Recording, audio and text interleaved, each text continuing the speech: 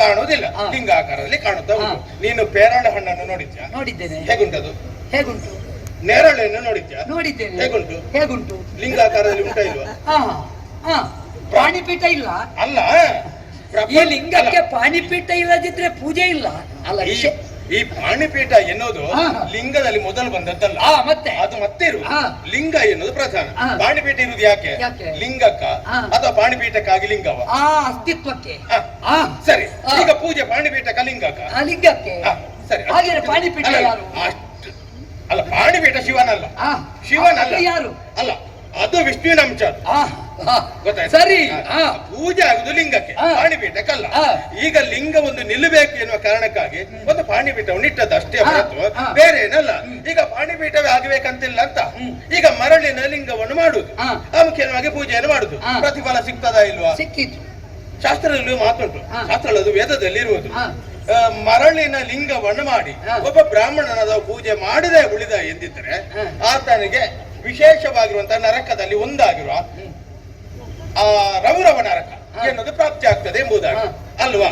ಹಾಗಾದ್ರೆ ಒಂದು ದಿವಸವಾದ್ರೂ ಮರಳಿನಿಂದ, ಸಾಧ್ಯವಾದ್ರೆ ಕಲ್ಲಿನಿಂದ, ಇಲ್ಲದ್ರೆ ಚಿನ್ನದಿಂದ, ಲೋಹದಿಂದ, ಆಗದಿದ್ರೆ ಮರಳಿನಿಂದ ಲಿಂಗವನ್ನು ಮಾಡಿ ಆದ್ರೂ ಒಮ್ಮೆ ಆದ್ರೂ ಪೂಜಿಸಬೇಕು.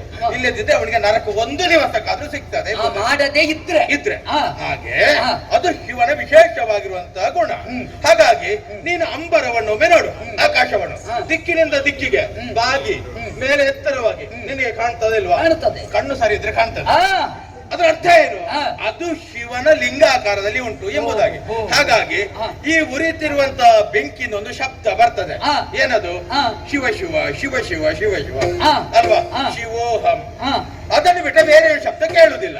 ಹರಿತಿರುವ ನೀರು, ಬೀಸುತ್ತಿರುವ ಗಾಳಿ, ಇದರಲ್ಲಿ ಎಲ್ಲ ಶಿವನದ್ದೇ ಸ್ವರ ಕೇಳುದು. ಆದ್ದರಿಂದ ಶಿವನನ್ನು ದೇವರಂತ ಒಪ್ಪು. ನಿನ್ನ ರಾಮ ದೇವರೆಲ್ಲ ಹುಚ್ಚ ಮಾತಾಡಬೇಡ. ಅಂತೂ ನೀನು ಎಷ್ಟನ್ನೂ ಆಡಿದ್ದಿ. ಈಗ ನೀನು ಕೂಡ ದೊಡ್ಡದು ಮಾಡ್ಲಿಕ್ಕೆ ಹೊರಟದ್ಯಾರನ್ನು? ದೊಡ್ಡದನ್ನೇ ದೊಡ್ಡದು ಅಂತ ಹೇಳಿದ್ದು ಹೊರತು ನಿನ್ನ ಅಳಿಯನನ್ನು ದೊಡ್ಡದಲ್ಲ, ಅದಕ್ಕಿಂತ ದೊಡ್ಡದು ಇನ್ನೊಂದುಂಟು. ನಿನಗೆ ಗೊತ್ತಾಗಲಿಲ್ಲ. ಹರಿಹರ, ಇದರಲ್ಲಿ ಅಭೇದ ಕಲ್ಪನೆಯನ್ನು ಕಾಣುವುದಕ್ಕೆ ಸಾಧ್ಯವಾಗುತ್ತದೆ. ಹಾಗಿದ್ರೆ ಹರಿಯನ್ನು ಹರ ಮೆಚ್ಚಲಿಲ್ವೇ? ಬೆಚ್ಚಿದ ಕಥಾನಕಗಳದೆಷ್ಟೋ ಉಂಟು. ಅಸನ್ನೇವ ಸಭವತಿ ಅಸದ್ ಬ್ರಹ್ಮೇತಿ ವೇದ ಚೇತ್. ಚತುರ್ವೇದಗಳು ಎಲ್ಲಿಂದ ಹೊರಬಂತು? ಬ್ರಹ್ಮನ ಮುಖದಿಂದ ಬಂತು. ಬ್ರಹ್ಮನ ಮುಖದಿಂದ ವೇದ ಹೇಳುವುದು ವೇದಮೂರ್ತಿ ಅಂತ ಯಾರನ್ನು? ಮಹಾವಿಷ್ಣುವನ್ನು. ಯಜ್ಞೋ ವೈ ವಿಷ್ಣು. ಹಾಗಿದ್ರೆ ವಿಷ್ಣುವೇ ರಾಮ ಅಂತ ನಾವು ತಿಳಿದವರು. ಇನ್ನೂ ಮುಂದುವರಿದು ನೋಡು, ಈಶ್ವರನಾದರೂ ವಿಷ್ಣುವಿನಲ್ಲಿ ಐಕ್ಯ ಹೊಂದಿದ ಈ ಕಥೆಯನ್ನು ನಾವು ಕಾಣುವುದಕ್ಕಾಗುತ್ತದೆ. ವಿಷ್ಣುವನ್ನು ಸರ್ವವ್ಯಾಪ್ತ ಅಂತ ಒಪ್ಪಿದವರಿದ್ದೇವೆ. ಅಣೋರಣೀಯಾನ್ ಮಹತೋ ಮಹಿಯಾನ್, ಹೀಗೆ ಪರಮೇಶ್ವರನೇ ಒಪ್ಪಿದ ಮಹಾವಿಷ್ಣು. ಅಂತ ವಿಷ್ಣುವಿನ ತತ್ವವನ್ನು ರಾಮನಲ್ಲಿ ನಾವು ಕಂಡವರು. ರಾಮನನ್ನು ಶಿವ ಹೊಗಳಿತಿರುವೆ. ರಾಮೇತಿ ರಾಮೇತಿ ರಮೇ ರಾಮೇ ಮನೋರಮೆ ಸಹಸ್ರನಾಮ ತತ್ತುಲ್ಯಂ ರಾಮನಾಮವರಾಣನೆ. ನೀನು ಹೇಳಿದ ಬ್ರಹ್ಮಾಂಡ ನಾಯಕ ಶಿವನೇ ರಾಮನ ಬಗ್ಗೆ ಹೇಳ್ತಾನೆ. ಮಾತ್ರವಲ್ಲ, ಗಿರಿಜೆಯಲ್ಲಿ ಹೇಳ್ತಾನಂತೆ, ನೋಡಿದೆಯಾ ಗಿರಿಜೆ ರಾಮನಾಟಕವನಿ ಜಗದಿ. ಹಾಗಿದ್ರೆ ರಾಮನು ನಾಟಕವನ್ನು ಮಾಡುತ್ತಾ ಪ್ರಪಂಚವನ್ನು ಸಂರಕ್ಷಿಸುತ್ತಾ ಇದ್ದಾನೆ. ರಾಮ ಎನ್ನುವ ತಾರಕ ಮಂತ್ರ ಮೂರ್ತ ರೂಪವನ್ನಂತೂ ಪ್ರಪಂಚವನ್ನು ಸಂರಕ್ಷಿಸುವುದಕ್ಕೆ ಬಂದಿದೆ ಎನ್ನುವುದರ ಜೊತೆಯಲ್ಲಿ ರಘುವರನು ಒಬ್ಬ ಮನುಷ್ಯನಾಗಿ ದೇವತ್ವಕ್ಕೂ ಮೀರಿದ ಸಾಧನೆ ಮಾಡಿದ್ದು ನಿನಗೆ ಬೇಕೋ? ಕರೆಯೊಳಕಿಲ ಕ್ಷಾತ್ರಿ ವರ್ಗವ ತಾನು ಕೆಡಹಿದಂತ ಕಥೆಯನ್ನೊಮ್ಮೆ ನೋಡು. ಶಿವಧನುರ್ಭಂಗದ ಕತೆ. ಶಿವನೇ ಜನಕರಾಯನಿಗೆ ಕೊಟ್ಟ, ರಾಮ ಎತ್ತಿದ, ಅದು ತುಂಡಾಗಿ ಹೋಯಿತು. ಹಾಗಿದ್ರೆ ರಾಮನ ಸತ್ವದ ಮುಂದೆ ಶಿವಧನುರ್ಭಂಗವಾಯಿತು. ಪರಶುರಾಮರು ಬಂದರು, ರಾಮನ ಮುಂದೆ ನಿಂತರು. ಅವನೇ ವೈಷ್ಣವ ಧನುಸನ್ನು ಹೆಗಲಿಗೇರಿಸಿದ ಕಾಲದಲ್ಲಿ ಇನ್ನು ಎರಡು ರಾಮರು ಪ್ರಪಂಚದಲ್ಲಿ ಬೇಡ, ಸರ್ವೋತ್ತಮನಾದ ನೀನೇ ರಾಮ. ಅವನಿಗೆ ತನ್ನ ತಪೋಭೂಮಿಕೆಯಲ್ಲಿದ್ದದ್ದನ್ನು ಧಾರೆ ಎರೆದರು.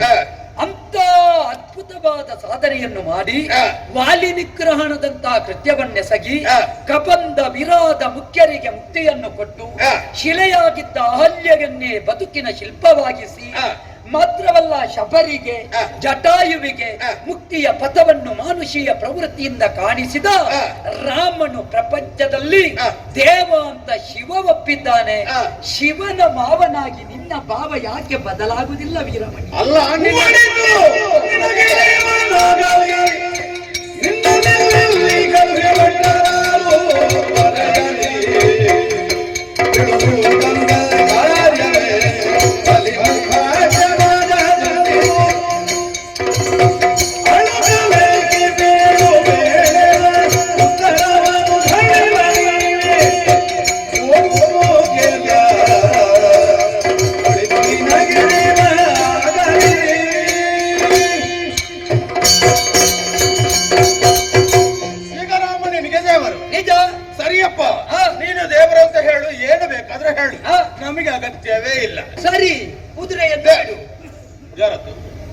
ರಾಮನದ್ದು ಏನ್ ವ್ಯಾಪಾರ ಕೆಟ್ಟದ್ದು?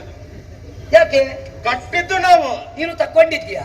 ಕಟ್ಟಿದ್ದು ನಾವು, ಹಾ. ತಕೊಂಡದ್ದಲ್ಲ, ಕಟ್ಟಿದ್ದು ನಾವು. ಹಾ. ಬಿಡುವುದಕ್ಕೆ ಕಟ್ಟಿದ್ದಲ್ವಾ? ಓಹೋ. ಈಗ ನೀನು ಬಂದದ್ದು ಯಾಕೆ ಹಾ. ಅದನ್ನು ಹೇಳು, ಆಮೇಲೆ ಹೋಗಿಲ್ಲಿಂದ. ತರಣಿ ವಂಶ ಪ್ರದೀಪ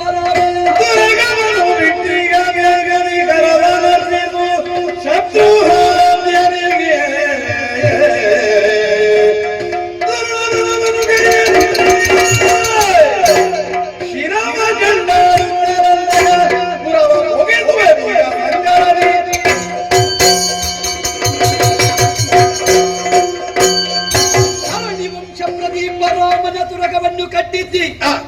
ದೇವರು ಎನ್ನುವ ಭಾವ ಬದಿಗಿಡೋಣ, ಜೀವರು ಎನ್ನುವ ಭಾವದಿಂದಲೇ ವ್ಯವಹರಿಸೋಣ. ಒಬ್ಬ ಜೀವೋತ್ತಮನಾಗಿ ನರೋತ್ತಮನಾಗಿ ಮೆರೆದಂತ ರಘುವರನ ಯಜ್ಞಾಶ್ವವನ್ನು ನೀನು ಬಂಧನದಲ್ಲಿರಿಸಿದ್ದಿ. ರಾಮನನ್ನು ಎದುರು ಹಾಕಿಕೊಂಡು ಮೆರೆದೇನು ಎನ್ನುವಂತಹ ಯೋಚನೆ ಇದ್ರೆ ಅದು ನಿನ್ನ ನಾಶದ ಕಲ್ಪನೆಯಾದೀತು ವೀರಮಣಿ. ಆ ತುರಗವನ್ನು ಬಿಟ್ಟು ಅದಕ್ಕೆ ಮೌಲ್ಯಯುತವಾದ ಕಾಣಿಕೆಯನ್ನು ಕೊಟ್ಟು ರಾಮನ ಪದಕಾನತನಾಗಿ ಬದುಕಿದೆ ಅಂತಾದ್ರೆ ನಿನಗೆ ಒಳಿತು. ಅದು ಬಿಟ್ಟು ಅದಟ್ಟುಂಟು ಅಂತ ಮುಂದುವರಿಯುವುದಕ್ಕೆ ಬಂದ್ರೆ ಬಂದು ಮಿತ್ರ ಪುತ್ರ ಕಳತ್ರಾದಿಗಳನ್ನು ಕಳಕೊಂಡು ಯಮ ಸದನ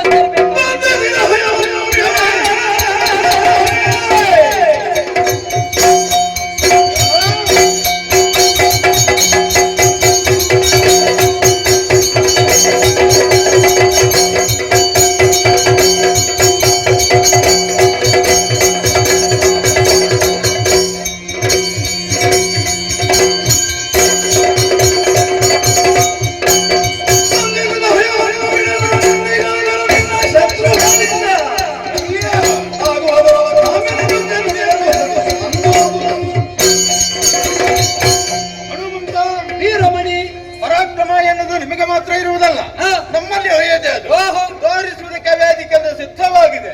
ಆದ್ದರಿಂದಲೇ ನಾವು ಯುದ್ಧಕ್ಕೆ ಸಿದ್ಧರಾದದ್ದು. ಮತ್ತೆ ಸಾಯಿಸ್ತೇನೆ ಎಂಬುದಾಗಿ ಹೇಳಿದ್ದಲ್ಲ, ಏನು ಸಾವು ಎನ್ನುವುದು ನಿಮಗೆ ಮಾತ್ರ ಇರುವುದಾ? ಉಳಿದವರನ್ನು ಸಾಯಿಸುವುದಕ್ಕೆ ನಮಗೆ ಆಗುವುದಿಲ್ವಾ? ಸಾಧ್ಯವೇ? ಖಂಡಿತ ಉಂಟು. ಅದನ್ನು ರಣರಂಗದಲ್ಲಿ ತೋರಿಸುವುದಕ್ಕೆ ಸಿದ್ಧರಾಗಿದ್ದೇವೆ. ಹಾಗಾಗಿ ನಿಮ್ಮ ಸೇನೆ ಯುದ್ಧಕ್ಕೆ ಸಿದ್ಧರಾಗಿ ಬರಲಿ. ಹೋಗಿ ಹೇಳು.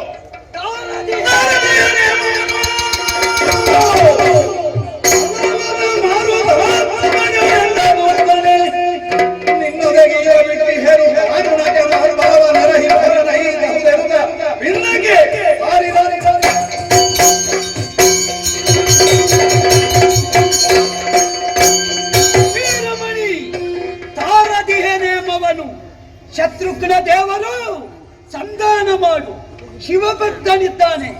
ರಾಮನ ವ್ಯಕ್ತಿತ್ವವನಿಗೆ ಅರ್ಥವಾಗಲಿ ಅಂತ ಬಿಟ್ಟದ್ದು. ಇಲ್ಲದೆ ಇದ್ರೆ ಒಬ್ಬ ಹನುಮಂತ ಸಾಕಾಗುತ್ತಾ ಇತ್ತು. ಅಯೋಧ್ಯೆಯ ಅನ್ನ ಛತ್ರದಷ್ಟು ಅಗಲ ಇಲ್ಲ ಈ ಭೂಮಿ. ಈ ತುಂಡು ತುಂಡು ಭೂಮಿಯಲ್ಲಿ ಇದ್ದವರೇ ರಾಮನ ಬಗ್ಗೆ ವಿರೋಧ ಮಾತಾಡುವುದು. ದೊಡ್ಡ ದೊಡ್ಡ ರಾಷ್ಟ್ರದವರು ಯಾರೂ ಮಾತಾಡುವುದಿಲ್ಲ. ಅಂಗೈಯಷ್ಟು ಅಗಲದ ಮೇಲೆ ಇದ್ದುಕೊಂಡು ರಾಮ ವಿರೋಧವನ್ನು ಕಟ್ಟಿಕೊಳ್ಳುವುದಕ್ಕೆ ಮುಂದಾಗಿದ್ದಿ. ಒಬ್ಬ ಬಜರಂಗಿ ಎದ್ದು ನಿಲ್ಲುತ್ತಾ ಇದ್ರೆ ಸಾಕಾಗುತ್ತಿತ್ತು. ನಿಮ್ಮನ್ನು ಸರ್ವನಾಶ ಮಾಡುತ್ತಾ ಇದ್ದೆ. ಈ ಸಲ ನೇಮ ತಕ್ಕೊಂಡು ಬರ್ತೇನೆ. ನಿನ್ನದು ಬಜರಂಗ ಅಲ್ವಾ? ನಮ್ಮಲ್ಲಿ ಸಂಘ ಇಲ್ಲ ಅಂತ ನೀನು ಹೇಳಿದ್ದ. ಯಾವುದು? ನಮ್ಮಲ್ಲಿ ಉಂಟು, ಸ್ವಯಂ ಸೇವಾ ಸಂಘ. ಇರಲಿ, ನಿಮಗೆ ಉತ್ತರ ಕೊಡೋದಕ್ಕೆ ಸಿದ್ಧರಾಗಿದ್ದೇವೆ. ಬರ್ಲಿ ಬರ್ಲಿ ನೋಡೋಣ. ನೆನಪಿಸಿಕೋ, ಯಮಪುರದ ದಾರಿ ನೋಡಿಕೋ. ಆಯ್ತು.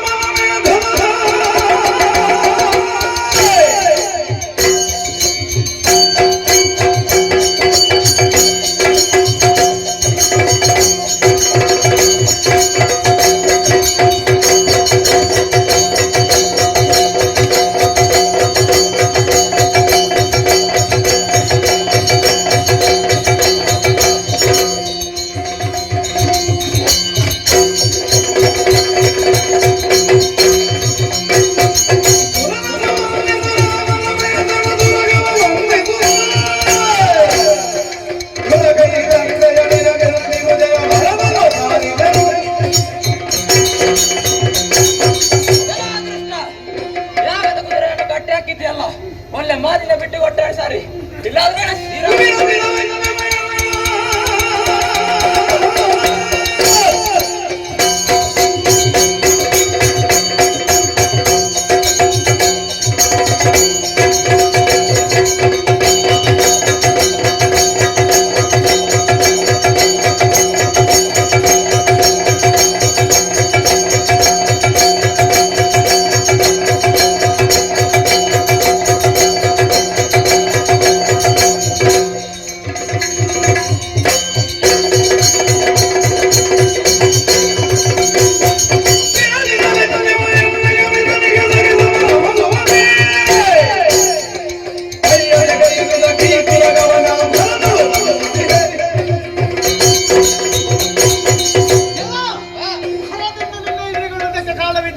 ಸರಿ ಸಮಾಧಾನವಾಗುವುದಕ್ಕೆ ಹೊರಟು ನಿಂತಿದ್ದೀರಾ ನಿಮ್ಮನ್ನೆಲ್ಲ ಕಾಣದ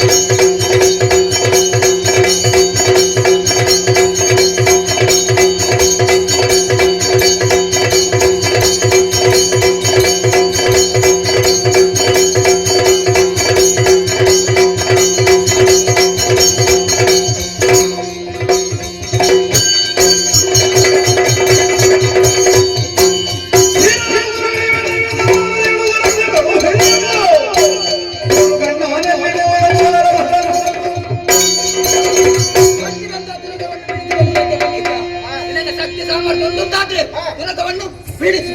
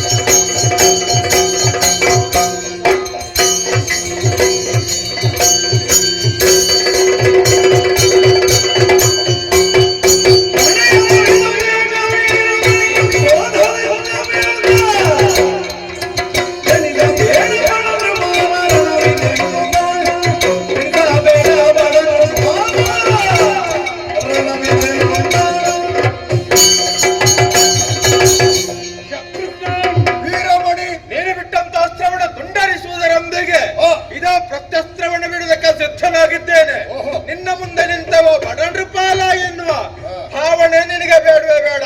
ನಿಮ್ಮ ಕುದುರೆಯನ್ನು ಕಟ್ಟಿದ್ದೇವೆ, ಬಿಡುವುದಿಲ್ಲ. ತೋರಿಸ ಸಾಮರ್ಥ್ಯ.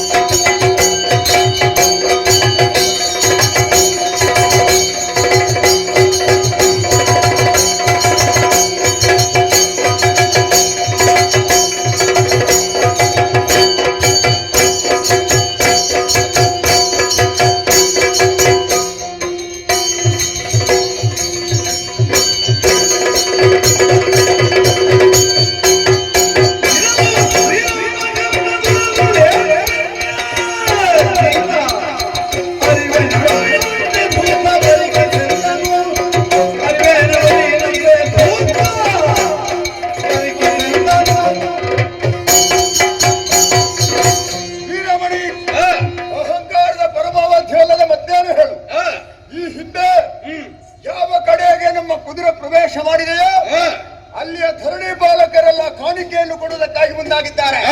ಆದ್ರೆ ಜ್ಯೋತಿರ್ಮೇಧವನ್ನು ನಮ್ಮ ಅಶ್ವ ಪ್ರವೇಶಿಸಿದ ಕ್ಷಣ ಕುದುರೆಯನ್ನು ಕಟ್ಟಿ ಕಾದಾಡಕ್ಕೆ ನೀವು ಮುಂದಾದವರು. ಸಂಧಾನದ ಮೂಲಕವಾಗಿ ಕುದುರೆಯನ್ನು ಬಿಡಿಸಿಕೊಂಡು ಕರೆತರುವುದಕ್ಕಾಗಿ ಹನುಮಂತನನ್ನು ಕಳುಹಿಸಿದ್ರೆ ಅವನ ಮಾತು ನಿನಗೆ ಅರ್ಥವಾಗ್ಲಿಲ್ಲ. ನೀನೇ ಬಂದೆಯ. ಶ್ರೀರಾಮನ ಪೂರ್ಣ ಅನುಗ್ರಹಕ್ಕೆ ಒಳಗಾದವರು ನಾವು. ಅವನ ಕರುಣ ನಮ್ಮ ಮೇಲೆ ಇರುವಾಗ ಭಟ ನೃಪಾಲನಾದಂತ ನೀನು ಏನು ಮಹಾ. ಹಾಗಾಗಿ ಹೇಳ್ತಾ ಇದ್ದೇನೆ, ಸುರವನ್ನು ಬಯಸಿ ಬಂದೆ ಎಂದಾದರೆ ಯಮನಾಲಯಕ್ಕೆ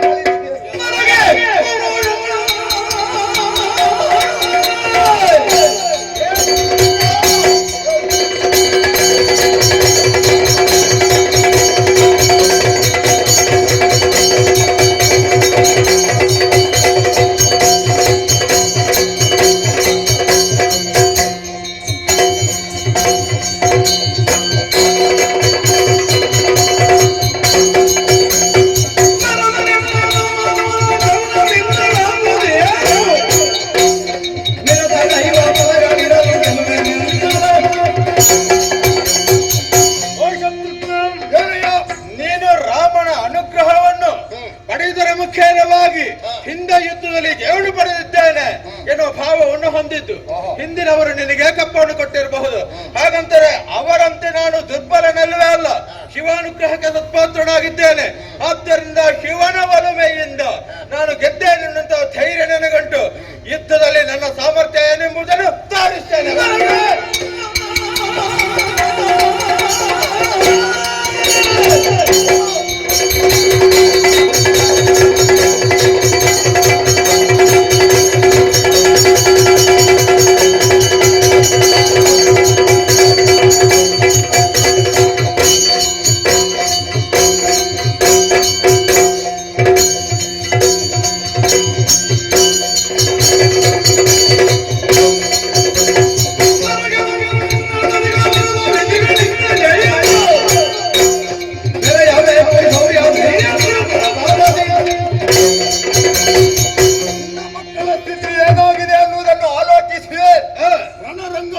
ಪ್ರವೇಶಿಸಬೇಕಾಗಿತ್ತು. ಸಾರಿ ನಾವು ಹೇಳಿದ್ದೇವೆ, ನಿನಗೆ ಅರ್ಥವಾಗ್ಲಿಲ್ಲ. ಹಾಗಿದ್ರೆ ಯುದ್ಧವನ್ನೇ ಅಪೇಕ್ಷಿಸಿ ಬಂದಿದ್ದಿ ಎಂದಾದ್ರೆ ಕಾಳಗದಲ್ಲಿ ನಾನು ನೀನು ಯಾರೆಂಬುದನ್ನು ನೋಡ್ಬೇಕಾಗಿದೆ.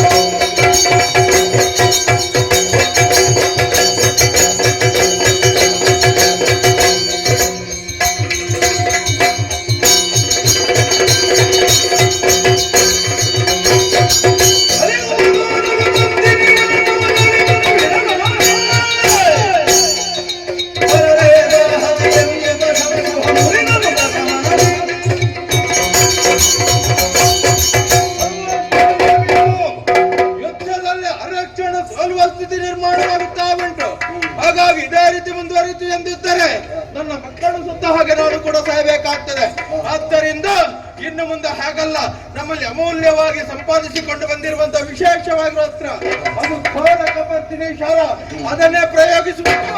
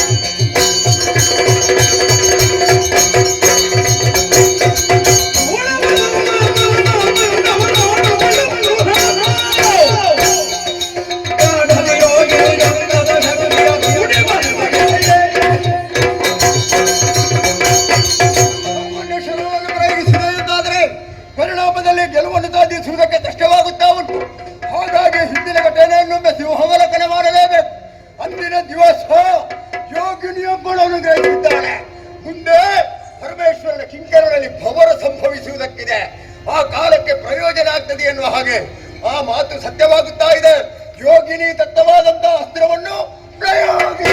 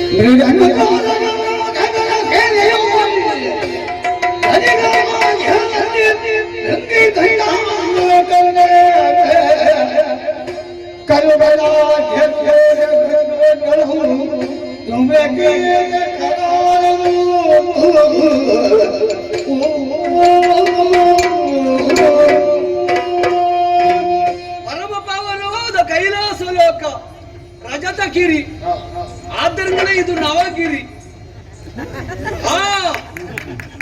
ಬೆಟ್ಟ ಹೊಸ ಬೆಟ್ಟ ಹೌದು, ಹೊಸ ಬೆಟ್ಟೂ ಹೌದು.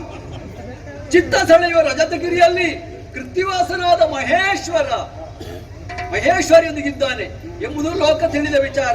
ಹಾಗೆಂದು ನೋಡಬಾರದೆ ಹರಶಂಭುವ ಮಹಾದೇವ ವಿಶ್ವೇಶಾವರ ವಲ್ಲಭ ಶಿವಶಂಕರ ಸರ್ವಾತ್ಮ ನೀಲಕಂಠಾಯ ನಮೋಸ್ತುತೆ ಎಂಬುದಾಗಿ ಭಕ್ತಿಯಿಂದಿರುವ ಭಕ್ತಸ್ತೋಮನು ಕಂಡಾಗ ಭಕ್ತ ಅಭಿಷ್ಟ ಫಲ ಪ್ರದಾಯಕನಾದ ನಾನು ಆನಂದ ತುಂದಿರುವಂತ ಕಾರಣನಾಗಿದ್ದೆ. ಆದ್ರೆ ಏನು ನಡೆಯಿತು?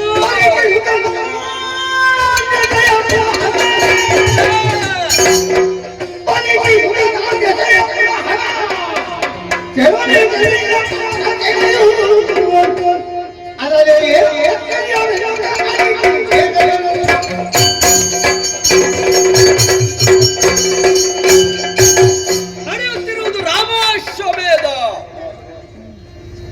ಹೆಣ್ಣು ಕೊಟ್ಟ ಮಾವನು, ಕಣ್ಣು ಕೊಟ್ಟ ದೇವನು ಒಂದೇ. ವೀರಮಣಿ ಅವರ ಮಗಳನ್ನು ಮದುವೆಯಾಗುವುದರ ಮೂಲಕವಾಗಿ ಅವರಿಗೆ ಅಳಿಯ ದೇವ ಅನ್ನಿಸಿಕೊಂಡದ್ದು ಮಾತ್ರವಲ್ಲ, ಪರಮದೇವನು ಆಗಿದ್ದೇನೆ. ಈ ಹೊತ್ತಿನಲ್ಲಿ ಏನು ನಡೀತಾ ಇದೆ? ತಾಟಕ್ಯ ವಧೆಯಿಂದ ರಾಮನಿಗೆ ಸ್ತ್ರೀ ಹತ್ಯೆ ಪಾಪ ಇಲ್ಲ ಎಂಬುದಾಗಿ ಹೇಳಿದದ್ದು ವಿಶ್ವಾಮಿತ್ರರು. ಹಾಗಿರುವಾಗ ಈ ಹೊತ್ತಿಗೆ ರಾವಣನು ವಧಿಸಿದ್ರಿಂದ ಬ್ರಹ್ಮಹತ್ಯಾ ದೋಷ ರಾಮನಿಗೆ ಬರಬಹುದೇ? ಹಾಗಾದ್ರೆ ಅದು ಬರುವುದು ಹೌದು ಅಂತಾದ್ರೆ ಹೇಳಿದಂತ ವಿಶ್ವಾಮಿತ್ರರು ತಪ್ಪಂತಾಗುವುದಿಲ್ವಾ? ಓಂ ಭೂ ಓಂ ಭುವ ಓಂ ಸ್ವ ಓಂ ಮಹಾ ಓಂ ಜನ ಓಂ ತಪ ಓಂ ಸತ್ಯಂ ಓಂ ತತ್ವ ವಿತೃವರೆಣ್ಯಂ ಭರ್ಗೋ ದೇವಸ್ಯ ಧೀಮಹಿ ಧಿಯೋ ಪ್ರಚೋದಯಾತ್. 24 ವ್ಯಾಹೃತ್ಯದ ಕೆಳಗಿಳಿಸಿದ, ಸಪ್ತ ವ್ಯಾಹೃತ್ಯನ್ನಾಗಿಸಿದ ವಾಮದೇವರ ಶಿಷ್ಯರಾದ ವಿಶ್ವಾಮಿತ್ರರು ಅಂತಹ ಸೂಚನೆ ಕೊಟ್ಟಿರುವಾಗ ಈ ಕ್ಷಣದಲ್ಲಿ ರಾಮ ಅಶ್ವಮೇಧವನ್ನು ಕೈಗೊಳ್ಳುವುದರ ಮೂಲಕವಾಗಿ ಅದೆಷ್ಟೋ ದೇಶವನ್ನು ಸಂಚಾರ ಮಾಡಿದ್ದು ಮಾತ್ರವಲ್ಲ, ಜ್ಯೋತಿರ್ವೇದ ಪಟ್ಟಣವನ್ನು ಪ್ರವೇಶ ಮಾಡಿ ಈ ಹೊತ್ತಿನಲ್ಲಿ ಸೇನಾನಾಯಕ ವೀರಮಣಿಯ ವಧೆಯಾಯಿತು. ರಾಮ ಸೇನೆಯಲ್ಲಿ ಇಂಥ ದುರ್ಬುದ್ಧಿಯನ್ನೆಲ್ಲ ಮಾಡ್ತಾರೆ ಅಂತ ನಾನು ಎಣಿಸಿರ್ಲಿಲ್ಲ. ಹಾಗೆ ಆ ಬುದ್ಧಿ ಕಲಿಸ್ಬೇಕಲ್ಲ.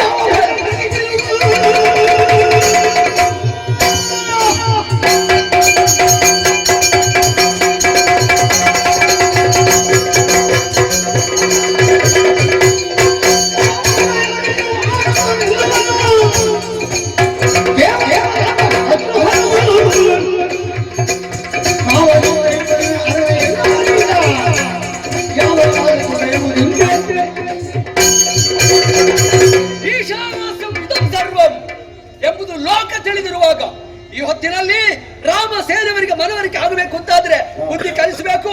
ಎಲ್ಲಿ ನನ್ನ ಮಕ್ಕಳು?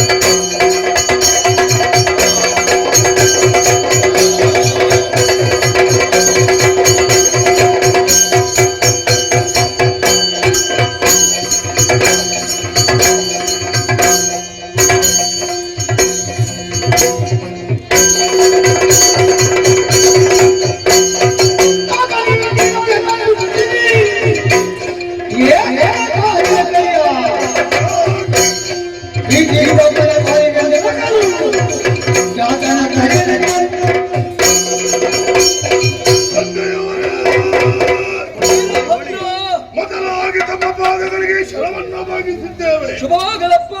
ನಮ್ಮದಾದಂತಹ ಈ ಕ್ಷಣದಲ್ಲಿ ಹ, ವೀರರೆಲ್ಲರೂ ಬರಲಿ ಹೌದು, ಎಂಬ ದೀರ್ಘ ಸ್ವರವನ್ನೆಲ್ಲರೂ ಕೇಳಿ ಓಡೋಡಿ ಬಂದಿದ್ದೇವೆ. ಒಳ್ಳೆಯದು. ನಮ್ಮಿಂದ ಏನಾಗಬೇಕು?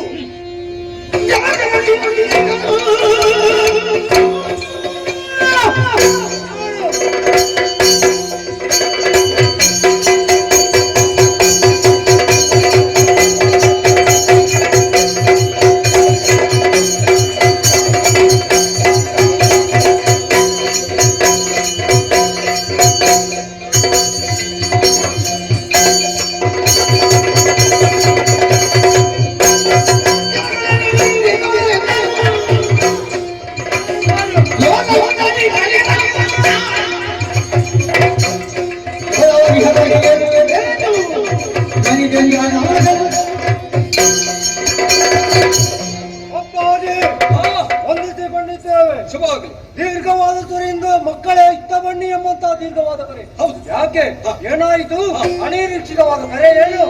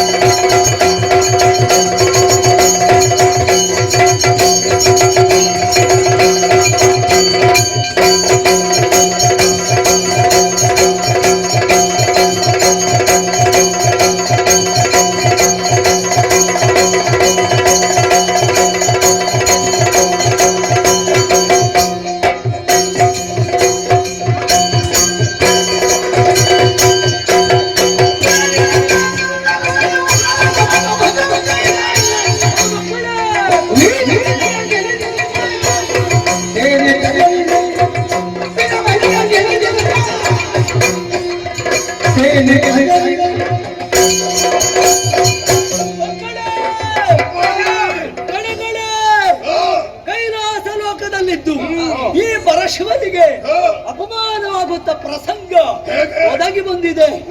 ಬೇರೇನು ಅಲ್ಲ, ಅಯೋಧ್ಯೆಯಿಂದ ಬಂದಂತ ಅಶ್ವಮೇಧ ತುರಗವನ್ನು ಕಟ್ಟುವುದರ ಮೂಲಕವಾಗಿ ಯುದ್ಧಕ್ಕೆ ಹೋದವರು ನನ್ನ ಮಾವ ಆ ವೀರಮಣಿ. ಏನು ಮಾಡೋಣ, ಕ್ಷತ್ರಿಯ ಪಂಥಕ್ಕನುಗುಣವಾಗಿ ನಾನು ಯುದ್ಧ ಮಾಡುವುದರ ಮೂಲಕವಾಗಿ ಜಯವನ್ನು ಸಂಪಾದಿಸಬೇಕು ಎನ್ನುವ ಉದ್ದೇಶದಿಂದ ಯುದ್ಧ ಕ್ಷೇತ್ರ ಪ್ರವೇಶ ಮಾಡಿದ್ರೆ, ಆದ್ರೆ ರಾಮ ಸೇನೆ ಅಧಿಪತಿ ವಧಿಸಿಕೊಂಡಂತ ಆ ಶತ್ರುಘ್ನನಿಂದ ವೀರಮಣಿಯ ಅವಸಾನವಾಗಿದೆ. ನನ್ನ ಭಕ್ತರಿಗೆ ಅವಮಾನವಾಗಿದೆ. ಏನು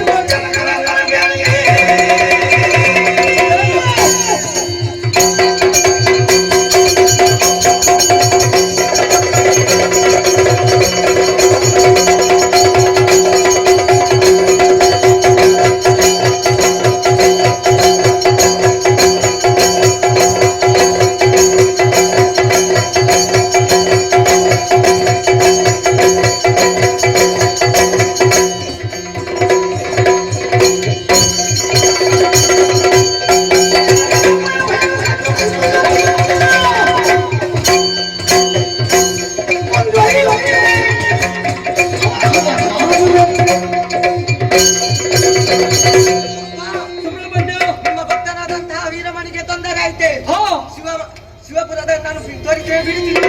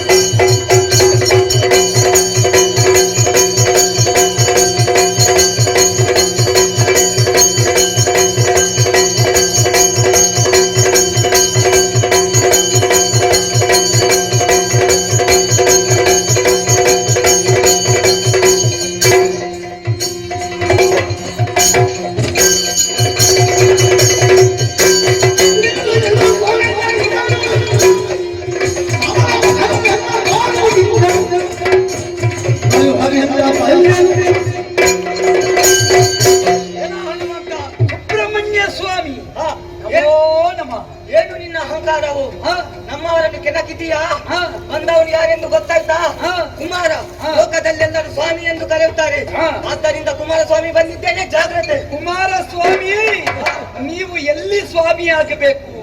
ದೇವಸ್ಥಾನದಲ್ಲಿ. ಇಲ್ಲಿ ಬಂದು ನೀವು ಸ್ವಾಮಿ ಅಂತ ಬಂದ್ರೆ ನಮ್ಮಲ್ಲಿ ನಿಮಗೆ ಅರ್ಚನೆ ಮಾಡ್ಲಿಕ್ಕೆ ಎಂತದ್ದು ಇಲ್ಲ. 4 ಸೊಪ್ಪಿನಲ್ಲಿ ಅರ್ಚನೆ ಮಾಡ್ತೇನೆ ಬನ್ನಿ.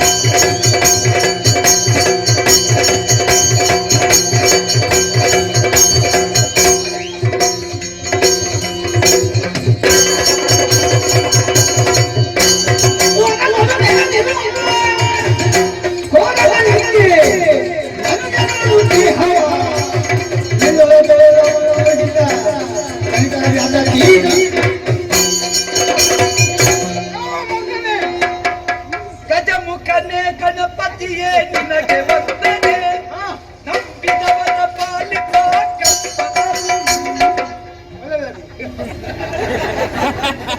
ಇನ್ನು ನಾನು ಮೇಲೆ ಬಿದ್ದ ಹಾಗೆ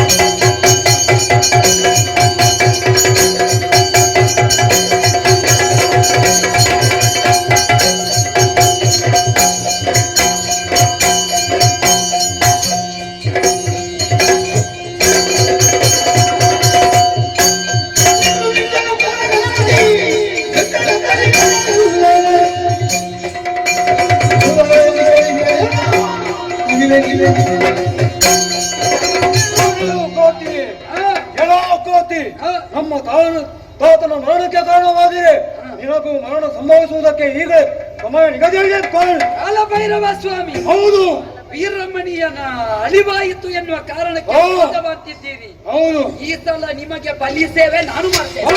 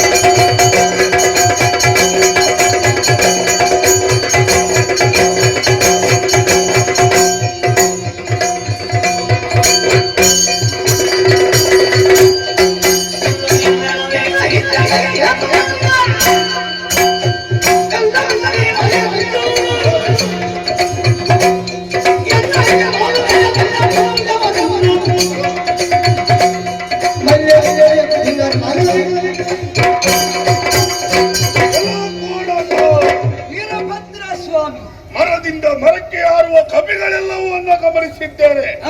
ಆದರೆ ಇನ್ನಲ್ಲೊಂದು ವಿಶೇಷತೆ ಇದೆ ಅಂತೆ. ಏನು? ಆಗಸವನ್ನೇ ಏರುವಷ್ಟು ಸಾಮರ್ಥ್ಯ ನಿನ್ನಲ್ಲುಂಟಂತೆ. ಅಯ್ಯೋ, ಏನು? ನಮ್ಮದಾದಂತಹ ಜ್ಯೋತಿರ್ವೇದವನ್ನು ಸೇರಿ ಮಾಡಬಾರದ ಕೃತ್ಯವನ್ನಗೈಯುತ್ತ ಮುಂದುವರಿಯುತ್ತಾ ಇದ್ದೀಯ. ಬಂದವರು ಸಾಮಾನ್ಯನಲ್ಲ, ವೀರಭದ್ರ. ಈ ಹಿಂದೆ ನಡೆದಂತಹ ಪ್ರಸಂಗದ ಬಗ್ಗೆ ಯೋಚಿಸಂತೆ. ಯಾವ ಪ್ರಸಂಗ? ದಕ್ಷ ಯಜ್ಞದ ಕಾಲದಲ್ಲಿ ದುಷ್ಟನಾದ ದಕ್ಷ ಪಡೆದು ಮೆರೆದಂತಹ ವೀರಭದ್ರನಯ್ಯನನ್ನು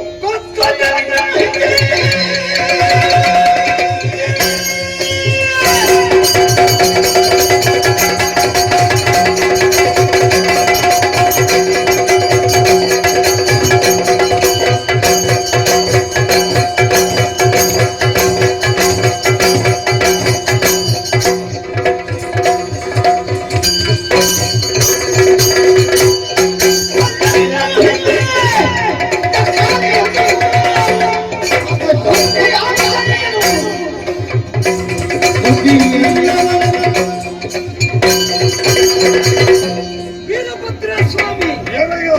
ಮೊದಲು ಬಂದವರಲ್ಲಿ ನಾನು ಗೆದ್ದಿದ್ದೇನೆ ಅಂತ ಅರ್ಥ ಅಲ್ಲ, ಅವರು ಸೋತಿದ್ದಾರೆ ಅಂತಲೂ ಅಲ್ಲ, ಆಂಜನೇಯನನ್ನು ಗೆಲ್ಲಿಸಿದ್ದಾರೆ ಅಂತ ಅರ್ಥ.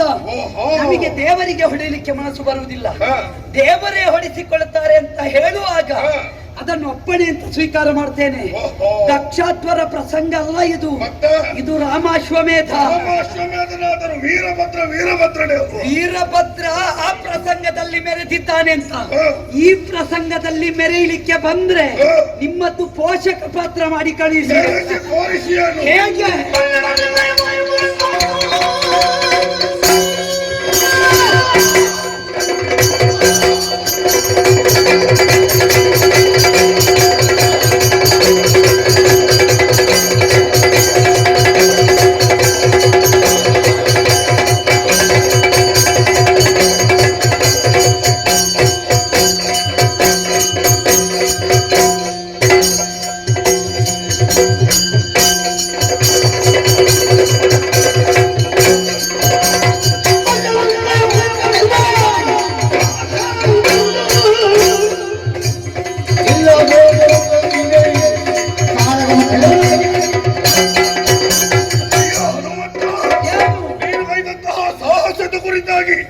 ಎಲ್ಲವನ್ನ ನಾನು ಬಲ್ಲೆ. ಆದ್ರೆ ಈ ಹಿಂದೆ ನೀನು ಸೋದತ್ತ ಸೇನೆ, ಗೆದ್ದದ್ದು ರಾಕ್ಷಸರ ಸೇನೆ. ಈಗ ಬಂದದ್ದು ಸಾಮಾನ್ಯ ಸೇನೆ ಅಲ್ಲ ಅಯ್ಯ, ಶಿವಸೇನೆ. ಶಿವಸೇನೆ ಏನು ಹೇಗೆ ಎಂಬ ಹಾಗೆ ಎದುರು ನಿಂತದ್ದು ರಾಮಸೇನೆ ನೆನಪಿರ್ಲಿ. ಶಿವಸೇನೆ ಇನ್ನು ಹೇಗೆ ಎನ್ನುವ ಹಾಗೆ ತೋರಿಸಿಕೊಡ್ತೇನೆ.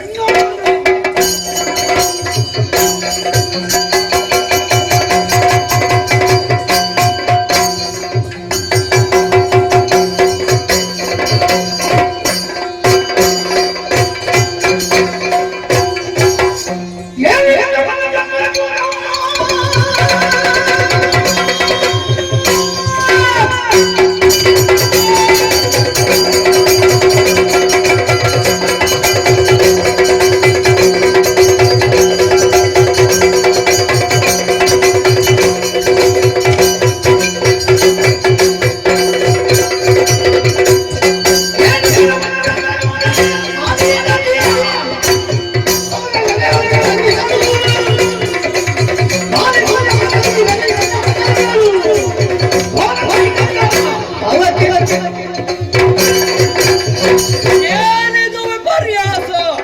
ನನ್ನ ಮಕ್ಕಳು ನನ್ನ ಗಣಗಳನ್ನು ಕಳೆದುಕೊಟ್ರೆ ಸೋಲಾಯಿತೆ, ನಂದಿಯನ್ನು ಏರಿಕೊಂಡು ಹೊರಡ್ತೇನೆ.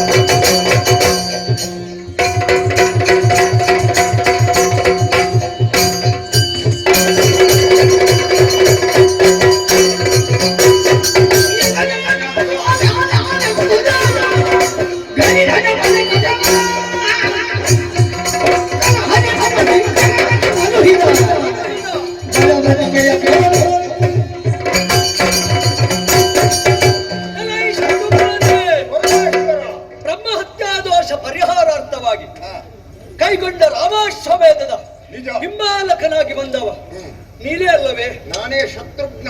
ದಶರಥನ 4 ಮಂದಿ ಮಕ್ಕಳಲ್ಲಿ ಸಣ್ಣವ ಶತ್ರುಘ್ನ. ನಿಜ. ಸಣ್ಣವನಾದ ನೀನು ಇಲ್ಲಿಗೆ ಬಂದು ಸಣ್ಣ ಬುದ್ಧಿಯನ್ನು ತೋರಿಸಿದೆಯಲ್ಲ, ಯಾವುದು? ಹೌದೇನೋ? ಏನು? ಶಿವ ಅಂದ್ರೆ ಏನು ಎಂಬ ವಿಚಾರವನ್ನು ತಿಳಿದನಾದಂತ ನಿನಗೆ ನಾನು ಹೇಳಬೇಕಾದ್ದಿಲ್ಲ. ಬೇಡ. ಹಾಗೆಂದು ಸೂರ್ಯವಂಶದಲ್ಲಿ ಕಾಣಿಸಿಕೊಂಡಿದ್ದೀರಿ ಎಂಬುದರಿಂದ ನೀವು ಮಾಡುವುದೆಲ್ಲವೂ ಒಳ್ಳೆಯದು ಅಂತ ನೀವು ಭಾವಿಸಿರಬಹುದು. ಆದ್ರೆ ಲೋಕಕ್ಕೆ ಕೆಟ್ಟಾಗುವಂತ ಕಾರ್ಯವನ್ನು ಯಾವತ್ತು ಮಾಡಲೇಬಾರದು. ಅಯ್ಯ, ಏನು? ಜಗತ್ತಿನ ಕತ್ತಲೆಯನ್ನು ಕಳೆದು ಜನಮನವನ್ನು ಬೆಳಗಿಸುವ ಹಗಲಲ್ಲಿ ಬೆಳಗುವ ಸೂರ್ಯದೇವ ಎಂಬುದರಿಂದ ಹಗಲು ಉದ್ಯೋಗ ಮಾಡುವವರಿಗೆ ಬೆಳಕನ್ನು ಕೊಡ್ತಾ ಇರುವುದರಿಂದ ಸೂರ್ಯ ದೊಡ್ಡವ ಹೀಗೆ ಹೇಳಿದ್ರೆ ಭಾವಿಸಿದ್ರೆ ಅದು ತಪ್ಪಾಗ್ತದೆ. ರಾತ್ರಿ ಉದ್ಯೋಗ ಮಾಡುವವರಿಗೂ ಬೆಳಕಿನ ಅವಶ್ಯಕತೆ ಇರ್ತದೆ. ಹಾಗಿರುವಾಗ ಹಗಲು ಉದ್ಯೋಗ ಮಾಡುವುದಕ್ಕಿಂತ ರಾತ್ರಿ ಉದ್ಯೋಗ ಮಾಡುವುದು ಬಹಳ ಕಷ್ಟದ ವಿಷಯ. ನಿಮಗೆ ಯಾವ ಉದ್ಯೋಗ ಇಲ್ಲಲ್ಲ? ಅಲ್ಲ, ನೀವು ದೇವರ ಕೋಣೆಯಲ್ಲಿ ಇರುವುದಲ್ಲ. ರಾತ್ರಿ ಉದ್ಯೋಗ ಮಾಡುದು ಕಷ್ಟ ಯಾಕೆ? ರಾತ್ರಿಯಲ್ಲಿ ಒಂದು ನಿದ್ದೆ ಬಿಡಬೇಕು, ರಾತ್ರಿಯಲ್ಲಿ ಬೆವರು ಸುರಿಸಬೇಕು, ಅದಕ್ಕೆ ರಾತ್ರಿ ಅಂತ ಹೇಳುದು. ಹೌದಲ್ಲ? ಅಷ್ಟೇ ಅಲ್ಲ, ರಾತ್ರಿಯಲ್ಲಿ ಉದ್ಯೋಗ ಮಾಡುವುದರಿಂದ ಸಂಸಾರ, ಹೆಂಡತಿ, ಮಕ್ಕಳು ಅವನ್ನ ಬಿಟ್ಟು ಬಂದು ನಾವು ಉದ್ಯೋಗ ಮಾಡ್ಬೇಕಾಗ್ತದೆ. ಹಾಗಾದ್ರೆ ಕಷ್ಟದಲ್ಲಿ ಮಾಡಬೇಕಂತ ಉದ್ಯೋಗಕ್ಕೆ ಬೆಳಕನ್ನು ನೀಡುವ ಚಂದ್ರದೇವ ಎಂಬಂತ ನೆನಪು ನಿಮ್ಮಲ್ಲಿ ಯಾವತ್ತೂ ಇರ್ಬೇಕಲ್ಲ. ಹಾಗಿರುವಾಗ ಸೂರ್ಯವಂಶದಲ್ಲಿ ನಾವು ಹುಟ್ಟಿದ್ದೇವೆ, ಏನು ಮಾಡಿದ್ರು ಆಗ್ತದೆ ಹೀಗೆ ಭಾವಿಸಿಕೊಳ್ಬೇಡಿ. ನನ್ನ ಭಕ್ತ ವೀರಮಣಿ ಅವರನ್ನು ಮಾಡುವುದರ ಮೂಲಕವಾಗಿ ಶಿವನಿಗೆ ಅನ್ಯಾಯ ಮಾಡಿದ್ದೀರಿ. ಹಾಗಾದ್ರೆ ಶಿವಸೇನೆಗೆ ಸೋಲಾಯಿತು ಅಂತಾದ್ರೆ ಅದನ್ನು ಸಹಿಸಿಕೊಂಡು ಕುಳಿತುಕೊಳ್ಳುವ ಈ ಪರಶು ಅಂತ ಭಾವಿಸಬೇಡಿ. ಆದ್ದರಿಂದಲೇ ನಿನ್ನಲ್ಲಿ ಯುದ್ಧಕ್ಕೆ ಬಂದಿದ್ದೇನೆ. ಹೇಗೆ ಸಾಧ್ಯವಾಗಿದೆ?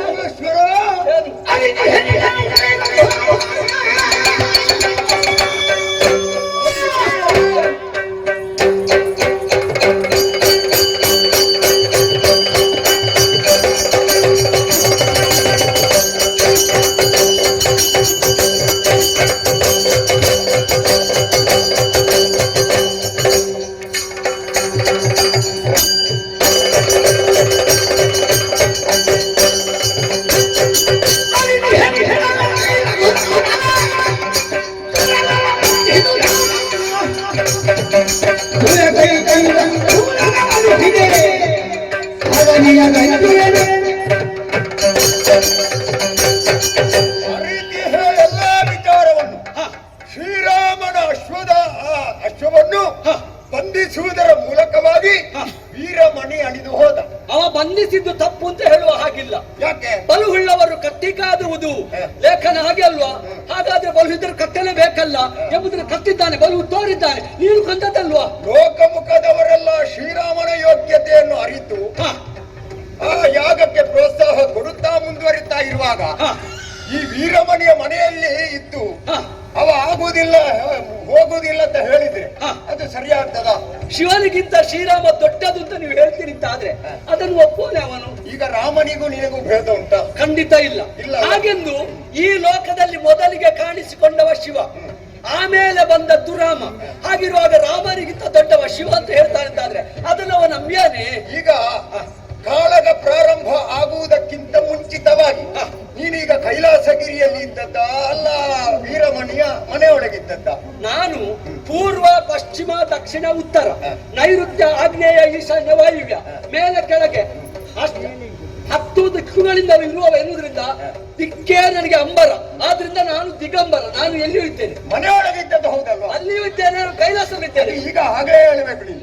ಎಲ್ಲ ಕಡೆಯಲ್ಲಿ ಇದ್ದೇನೆ ಅನ್ನುವ. ಹೌದು, ಎಲ್ಲಲ್ಲಿದ್ದೇನೆ. ಈಗ ವೀರಮಣಿಯ ದೇವರ ಕೋಣೆಯಲ್ಲಿ ನೀನು ಇದ್ದದ್ದು ಹೌದಾ? ಪೂರ್ಣ ರೂಪದಲ್ಲಿ ನಾನು ಇರುದಿದ್ರು ನನ್ನಿಂದಾಗಿ ಬೇರೆ ರೂಪ ಕಾಣಿಸಿಕೊಳ್ತದೆ. ಹೌದಾ? ಪೂರ್ಣಮದ, ಪೂರ್ಣಮಿದ, ಪೂರ್ಣಮೇವ ಅವಶಿಷ್ಟತೆ ಎಲ್ಲವೂ ಹಾಗೆ. ನಾನು ಪೂರ್ಣ ಕೈಲಾಸದಲ್ಲಿ, ಆದ್ರೆ ನನ್ನ ಪೂರ್ಣದಿಂದ ಬೇರೆ ಒಂದು ಪೂರ್ಣವಾಗಿ ಕಾಣಿಸಿಕೊಳ್ಳುತ್ತೆ. ನೀನು ಪೂರ್ಣ ಅಂತ ನಿನ್ನ ಪ್ರಮಥ ಗಣಾದಿಗಳೆಲ್ಲ ಒಪ್ಪಿಕೊಳ್ಳಬೇಕೇ ಹೊರತು ನಾವು ಒಪ್ಪಿಕೊಳ್ಳುವುದಕ್ಕೆ ಸಾಧ್ಯ ಇಲ್ಲ. ಹಾಗಾದ್ರೆ ಶಿವತತ್ವ ಅಂತ ಉಂಟು, ಹಾಗೆ ರಾಮತತ್ವ ಅಂತ ಉಂಟು. ಈಗ ರಾಮತತ್ವದ ವಿಚಾರದ ಬಗ್ಗೆ ಎಲ್ಲವರು ಅರಿತಿರುವಾಗ ವೀರಮಣಿಯ ಗಮನಕ್ಕೆ ಬಂದು ಯಾಕೆ ಮುಂದುವರಿದ? ರಾಮತತ್ವ ವಿಚಾರ ನೀವೆಷ್ಟು ಬಲ್ಲವರು, ಹಾಗಾದ್ರೆ ಶಿವತತ್ವವನ್ನು ನೀವು ಬಲ್ಲವರಿಲ್ಲ ಅಂತ ಆಗ್ತದೆ. ಕೊನೆಯ ನಮ್ಮದು ನಿರ್ಧಾರ ಏನು ಬಲ್ಲೆ? ಹಾಗಾದ್ರೆ ನಾನು ಹೇಳ್ತೇನೆ, ಏನು? ನಿನಗೆ ನನ್ನ ಮೇಲೆ ಗೌರವ ಭಕ್ತಿ ಉಂಟುತ್ತಾರೆ. ಅಯ್ಯಯ್ಯೋ, ಯಾವತ್ತು ಉಂಟು? ನಾವು ಮಾಡಿ ತಪ್ಪಾಯ್ತು ಅಂತ ಹೇಳಿದ್ರೆ, ಭಕ್ತಿ ಮಾಡಿದ್ರೆ ನಿನಗೆ ಪ್ರಸಾದ ನಾನು ಕೊಡ್ತೇನೆ. ನೀನು ಪ್ರಸಾದ ಕೊಡುವುದಲ್ಲ, ನೀನು ಬಂದದ್ದು ಈಗಲ್ವಾ? ಹೌದು. ಈಗಲ್ಲ ಆ ವೀರಭದ್ರನೆಲ್ಲ ಕಟ್ಟಿಕೊಂಡು ಈಗಲ್ವಾ ಬಂದದ್ದು? ಹೌದು. ಈ ಮೊದಲೇ ಬರ್ಬೇಕಿತ್ತು ಅಂತ. ನೀನು ಕೊಡ್ತಿಂತ ನಾನು ನಮ್ಮ ಹೇಳ್ತೀನಿ. ಅಶ್ವ ಯಾವಾಗ ವೀರಮಣಿಯ ಆಸ್ಥಾನಕ್ಕೆ ಅಲ್ಲ ಉಪವನಕ್ಕೆ ಬಂತು, ವಿಚಾರ ತಿಳಿದು ಅವನ ಮಕ್ಕಳು ಕಟ್ಟಿದ್ರು, ಆವಾಗ್ಲೇ ನೀನು ಬಂದು ಎಚ್ಚರಿಕೆ ಕೊಡಬೇಕಾಗಿತ್ತು. ಈಗ ಯಾಗ ಎಲ್ಲವರು ಮಾಡ್ತಾರೆ, ಮಾಡಬಾರ್ದು ಅಂತ ಇಲ್ಲ, ಲೋಕದ ನಿಯಮ ಅಂತ ಏನು ಇಲ್ಲ. ಹಾಗಾಗಿ ಮಾಡುತ್ತಿರುವಂತಹ ಒಳ್ಳೆಯ ಕಾರ್ಯಕ್ಕೆ ನಾವು ಪ್ರೋತ್ಸಾಹ ಕೊಡ್ಬೇಕೆ ಹೊರತು ನಮ್ಮಲ್ಲಿ ದಿಟ್ಟತನ ಉಂಟು ಅಂತ ಮುಂದುವರಿದ್ರೆ ಆಗ್ತದ? ಅಶ್ವಮೇಧದಿಂದ ಎಷ್ಟು ಹತ್ಯೆ ಆಗ್ತದೆ, ಎಷ್ಟು ಹಿಂಸೆ ಆಗ್ತದೆ ನಿಮ್ಗೆ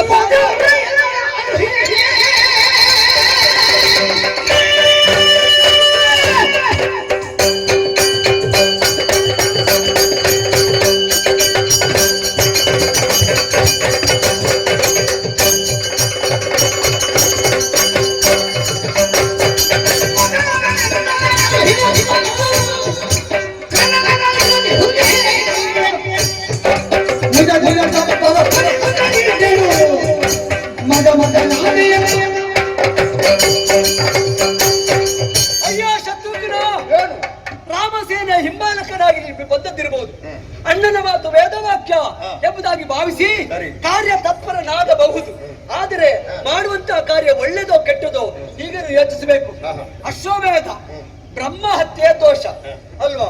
ಆ ಹತ್ಯೆ ದೋಷಕ್ಕೆ ನೀವು ದೇಶ ಸಂಚರಿಸುವ ಮೂಲಕವಾಗಿ ಅದೆಷ್ಟೋ ರಾಜಾದಿರಾಜರ ಅವರ ಪ್ರಜೆಗಳ ವಧೆ ಆಗ್ತದೆ.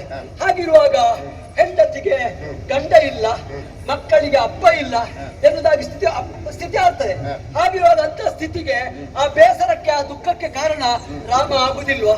ಅಷ್ಟೇ ಅಲ್ಲ, ನೀವು ಅಶ್ವಮೇಧ ಹಿಡ್ಕೊಂಡಿದ್ದೀರಲ್ಲ, ಆ ಕುದುರೆಯನ್ನು ಕೊನೆಯ ಗಳಿಗೆಯಲ್ಲಿ ಅದರ ಹತ್ಯೆ ಮಾಡ್ತೀರಲ್ಲ, ಹಾಗಾದ್ರೆ ಗೋ ಹತ್ಯೆ ಪಾಪ ಅಂತ ಹೇಳ್ತೀರಿ.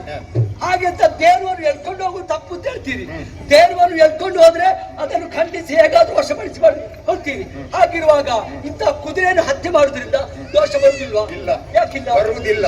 ಅದು ಪುಣ್ಯದ ಕಾರ್ಯ. ಓಹೋ, ನಾವು ಮಾಡುದು ಲೋಕ ಕಲ್ಯಾಣಾರ್ಥವಾಗಿ. ಓಹೋ, ನಮಗೆ ಬಂದಂತಹ ದೋಷವನ್ನು ನಿವಾರಿಸುವುದಕ್ಕೆ ಬೇಕಾಗಿ ನಿಮ್ಮಿಂದ ಮೇಲಿರುವವ ಒಬ್ಬ ಲೋಕ ಕಲ್ಯಾಣಾರ್ಥವಾಗಿ ನಾನಿದ್ದೇನೆ, ಲಯಾಧಿಕಾರಿ. ಆತನ ನನ್ನ ಲಯ ಮಾಡ್ತೇನೆ. ಯಾರು ಮಾಡುವುದು?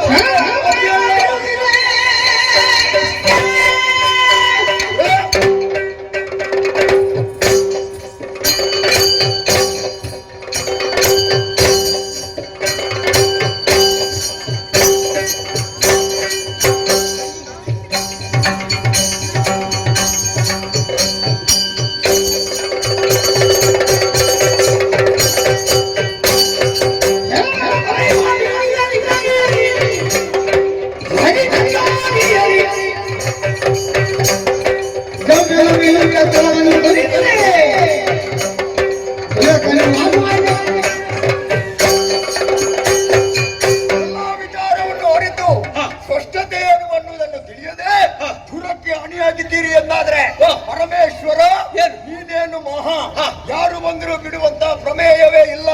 ಇಂದಿನ ಹೋರಾಟದಲ್ಲಿ ನೀನು ಪ್ರಬಲನೋ ನಾನು ಪ್ರಬಲನೋ ಎನ್ನುವ ಹಾಗೆ ನೋಡಬೇಕಾಗಿದೆ.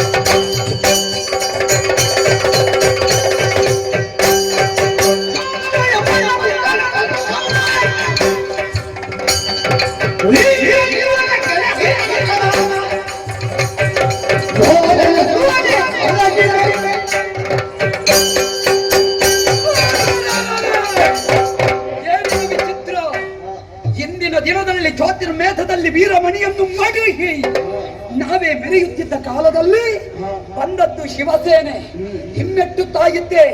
ಈ ತನ್ಮಧ್ಯೆ ತಿಳಿದದ್ದು ವರ್ತಮಾನ. ಪುಷ್ಕಳ ಶತ್ರುಹಾತ್ಯರು ಧಾತ್ರಿಗೊರಗಿದರು. 6 ಎಮ್ಮೆಯ ಶತ್ರುಹ ಪುಷ್ಕಳಾತ್ಯರ ಮಡುಗಿದವ. ಅವ ಎಲ್ಲೇ ಇರಲಿ ಇಡೀ ಬ್ರಹ್ಮಾಂಡವನ್ನೇ ಕೊಟ್ಟೆ ಚೂರ್ಣಿಪೆ. ಎಲ್ಲಿ ತಾನೆ ಎನ್ನುವುದನ್ನು ಅನ್ವೇಷಿಸುತ್ತಾ ಸಾಕ್ತೇನೆ ಮುಂದೆ.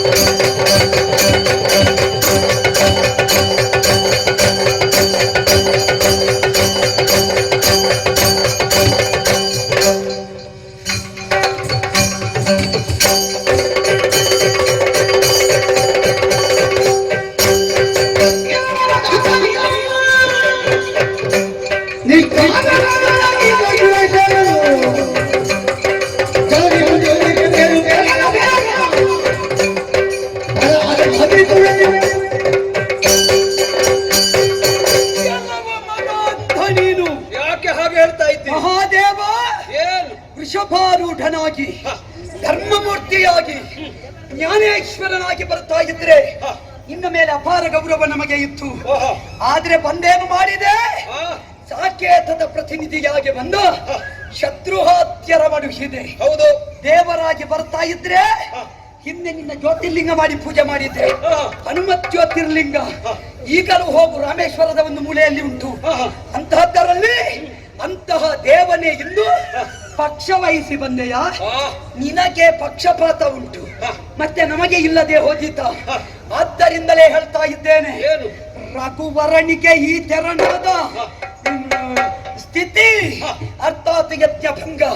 ನೀನು ವಾದ ಮಾಡುವಾಗ ಹಿಂದೆ ಮುಂದೆ ನೋಡುವುದಿಲ್ಲ. ನೀನೇ ಪ್ರೇರಣೆ ಕೊಟ್ಟದ್ದು ರಾಮಾಶ್ವಮೇಧ ಮಾಡ್ಲಿಕ್ಕೆ. ನಿನಗೆ ಮರವೇ ಆಗುತ್ತದೆ ಅಲ್ವಾ? ಈಗ ಹೋಗಿ ಶತ್ರುಘ್ನನಲ್ಲಿ ಕೇಳ್ತಿ, ಕುದುರೆ ಸತ್ರೆ ಹಾಗಾಗುದಿಲ್ವಾ? ರಾಜರು ಸತ್ರೆ ಹೀಗಾಗುದಿಲ್ವಾ? ನೀನು ಯಜ್ಞಾಧಿಷ್ಠಾತ್ರ ದೇವತೆ ಅಲ್ವಾ? ಹಾಗಿದ್ರೆ ಯಜ್ಞದ ಹವಿಸ್ಸು ಈಶಾನನಾಗಿ ನೀನು ಮುಕ್ಕುವುದಿಲ್ವಾ? ನಿನಗೆ ಮುಕ್ಕುವಾಗ ಗೊತ್ತಿಲ್ವಾ ಪಾಪ ಬರ್ತದೆ ಅಂತ? ಈಗ ಬಂದು ಇನ್ನದ್ದು ಅಬದ್ಧವ. ನನ್ನ ಭಕ್ತನ್ನು ಕೊಂದಿರಲ್ಲ. ನಿನ್ನ ಭಕ್ತ ಸಾಯುವಾಗ ನಿನಗೆ ಯಜ್ಞವು ಬೇಡ, ಯಾವುದು ಬೇಡ. ಆದ್ದರಿಂದಲೇ ಹೇಳ್ತಾ ಇದ್ದೇನೆ, ಈಗ ನೀನಿಗೆ ಮತ ಬಂದದ್ದು ಯಾವುದರಿಂದ? ವೀರಮಣಿ ಸತ್ತದ್ದರಿಂದ. ನೀನು ಎದ್ದದ್ದಲ್ಲ.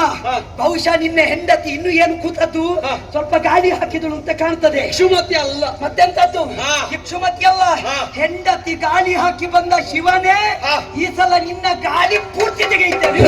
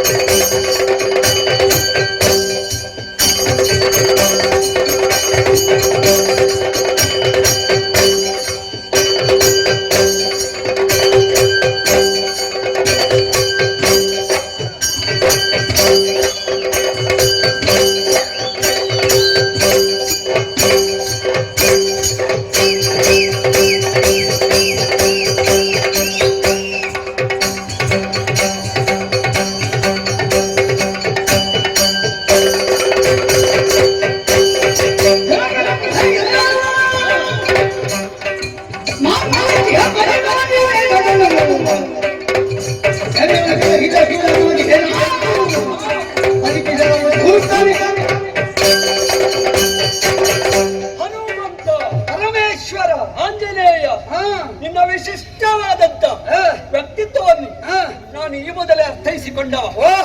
ನೀನು ನಿನ್ನ ತಾಯಿಯಾದ ಅಂಜನಾದೇವಿಯ ಗರ್ಭದಿಂದ ಹೊರಬರುವ ಆ ಕಾಲದಲ್ಲಿ 3 ಮೂರ್ತಿಗಳಾದಂತಹ ನಾವು ಪ್ರತ್ಯಕ್ಷರಾದದ್ದು ಮಾತ್ರವಲ್ಲ, ನಿನಗೆ ಎಲ್ಲವನ್ನು ನೀಡಿದ್ದೇವೆ, ಕೊಟ್ಟಿದ್ದೀರಿ. ಆಗ ನಾವು ಕೊಟ್ಟಿದ್ದೇವೆ. ಈಗ ನಿನಗೆ ಸ್ವಲ್ಪವೂ ನೆನಪಿಲ್ಲ. ನೆನಪುಂಟು. ಕೊಟ್ಟದ್ದು ನೀವು ಕೊಟ್ಟದ್ದರಿಂದಲೇ ತಿರುಗಿಸಿಕೊಡು. ಕೊಟ್ಟದ್ದು ನೆನಪು ಇರುವುದು ಹೌದಾದ್ರೆ ಉಪಕಾರಕ್ಕೆ ಪ್ರತ್ಯುಪಕಾರ ಮಾಡಬೇಕು. ಏನು ಅಪರಾಧವೇ ಇಲ್ಲ ಇಲ್ಲಿ. ಸತ್ಪಾತ್ರದೊಳು ದಾನವಂ. ನಿನ್ಗೆ ಸತ್ಪಾತ್ರ ಇರುವುದು ತಿಳಿದು ಎಲ್ಲವನ್ನು ಕೊಟ್ಟಿದ್ದೆ. ಈಗ ನೋಡಿದ್ರೆ ನಿರೋಗತ್ವ, ನಿರ್ಭಯತ್ವ, ಭದ್ರದೇಹತ್ವ, ಚಿರಂಜೀವಿತ್ವ ಎಲ್ಲವನ್ನು ಪಡೆದಿದ್ದಿ. ಏನು ನೀನು ಗಾಳಿಗೆ ಹಾರಿಸ್ತೀಯ? ಏನು ನಿನ್ನಪ್ಪ ಗಾಳಿ ನಿನಗೆ ಬೇಕಾದಷ್ಟು ಗಾಳಿ ಕೊಟ್ಟಿದ್ದಾರೆ ಭಾವಿಸಿದ್ಯಾ? ಆದ್ರೆ ವಿಚಾರಿಸಕ್ಕೆ ಬಂದಿದ್ದೇನೆ. ಏನು ಈಗ ಬಂದವ ಶಿವ ಗೊತ್ತಲ್ಲ, ವಾಯುದೇವನ ಮಗ ಎಂಬುದಾದ್ರು ನೋಡ್ಲಿಕ್ಕಿಲ್ಲ. ಬಂದತ್ತೆ ಹೋದ್ರೆ ಲೇಸು, ಇಲ್ಲದೆ ಬುದ್ಧಿ ಕಲಿಸ.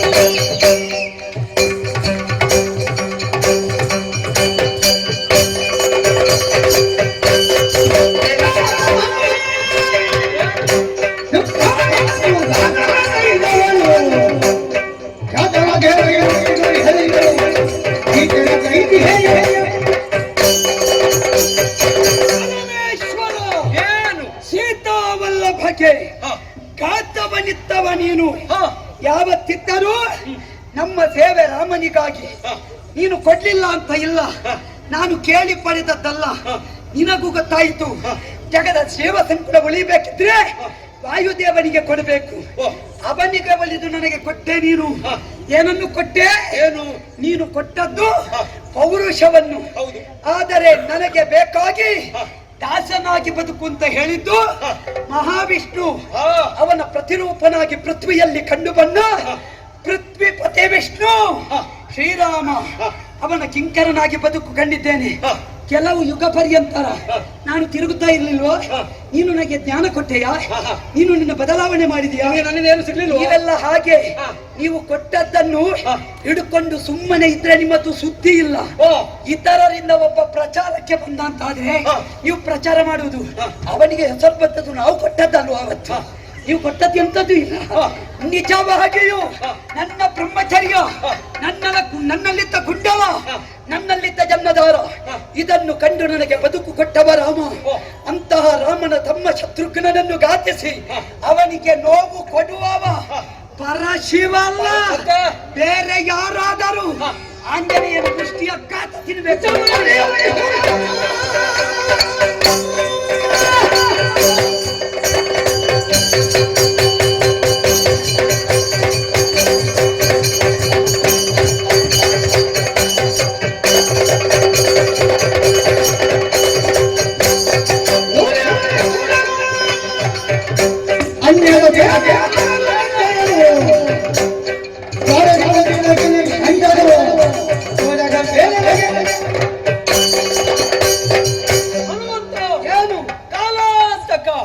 ಮೃತ್ಯುಂಜಯನ ಮುಂದೆ ನೀನು ಸೊಕ್ಕಿನಿಂದ ಮಾತಾಡ್ಲಿಕ್ಕೆ ಕಾರಣ ಅಂತ ಗೊತ್ತುಂಟು. ನೀನು ಚಿರಂಜೀವಿ, ನೀನು ಸಾಯುವುದಿಲ್ಲ. ಇಲ್ಲ, ಆದ್ರಿಂದ ಸಂಜೀವ ನಿನಗೆ ಧೈರ್ಯ ಉಂಟು. ಅಷ್ಟೇ ಅಲ್ಲ, ನೀನು ಬಂಟನೆ. ರಾಮ ಬಂಟ, ರಾಮನ ಬಂಟ ಗೊತ್ತುಂಟು ನನಗೆ. ಆ ರಾಮನ ಬಂಟ ತಾನು ಎಂಬುದರಿಂದ ಅಹಂಕಾರದಿಂದ ಮಾತನಾಡುತ್ತಿರುವೆ. ಇದೋ ಸಾರಿ ಹೇಳ್ತೇನೆ, ನಾನು ಇಷ್ಟವರೆಗೆ ಸುಮ್ಮನಿದ್ದದ್ದು ಯಾಕೆ? ರಾಮನ ಪಕ್ಷದಲ್ಲಿ ನೀನಿದ್ದಿ ಎನ್ನುವುದರಿಂದ. ಯಾಕೆ ನಿನ್ನನ್ನೆಲ್ಲ ನನಗೆ ಬಿಡ್ಲಿಕ್ಕೆ ಆಗುದಿಲ್ಲ.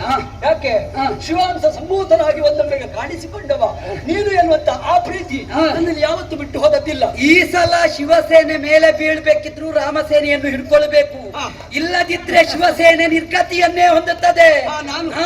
ಈಗ ಮತ್ತೊಂದನ್ನು ಹಿಡ್ಕೊಂಡ್ರೆ ಶಿವಸೇನೆಗೆ ಗತಿ ಇಲ್ಲ ಇನ್ನು. ಅದು ನೀನು ಭಾವಿಸಿಕೊಂಡಿರ್ಬೋದು.